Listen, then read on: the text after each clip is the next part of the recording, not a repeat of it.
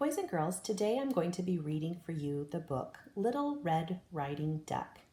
In our learning packets this week, you received a copy of the story Little Red Riding Hood as we start looking at fairy tales. In our reading work this week, I want you to be thinking about the characters in the story. Those are the people that the story is about, or the animals. I also want you to be thinking about the setting. Where does the story take place? We know that in every story, there's always a problem that the characters face.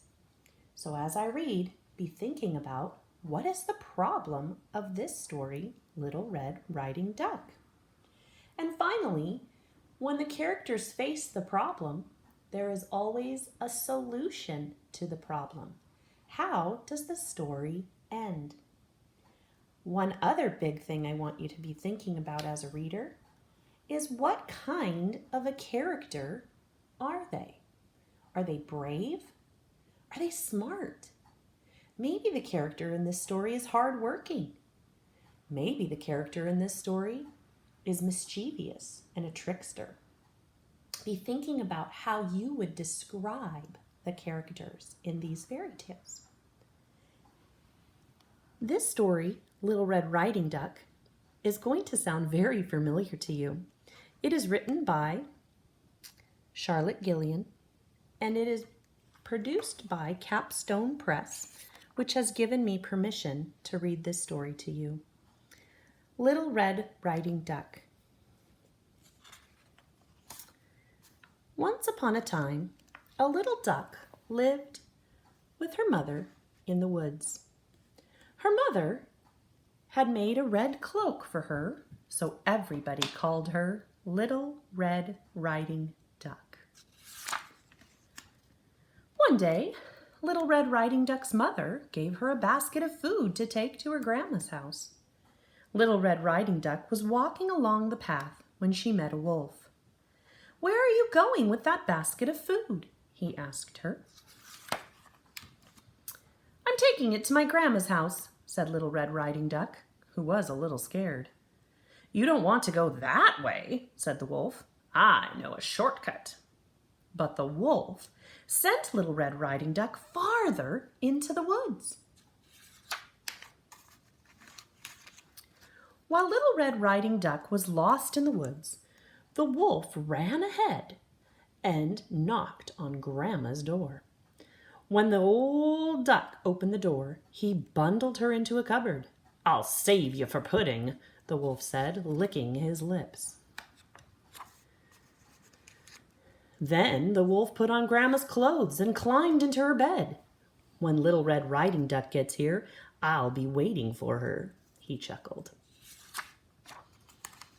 Before long, Little Red Riding Duck knocked on the door and came in. When she saw the wolf in her grandma's bed, she gasped and said, "What big ears you have, Grandma!" The wolf replied, "All the better to hear you with, my dear." Then Little Red Riding Duck said, "What big eyes you have, Grandma!" And the wolf replied, "All the better to hear you with, my dear." Finally, Little Red Riding Duck said, "What big teeth you have, Grandma!" The wolf jumped out of bed and replied, "All the better to eat you with."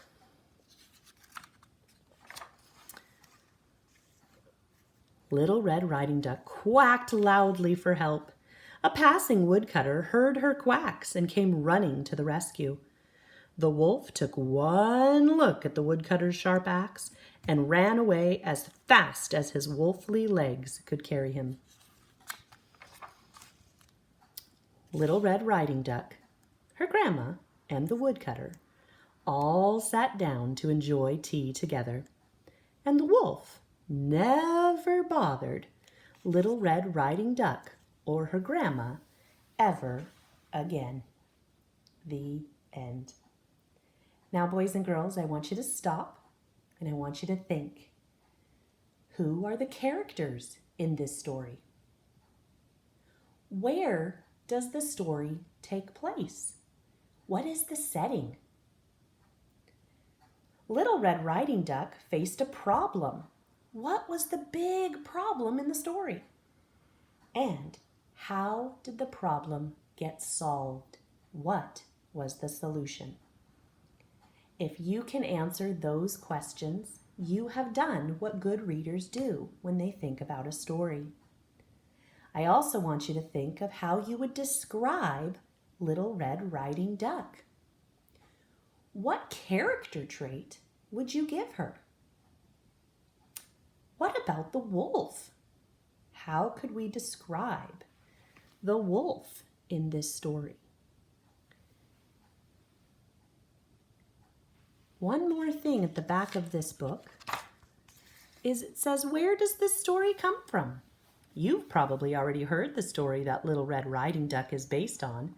In fact, we read it, Little Red Riding Hood. There are many different versions of this story. In fact, there's many different versions of lots of fairy tales. And when people tell a story, they often make little changes to make it their own. And here's a fun thing to leave you with today. How would you change this story?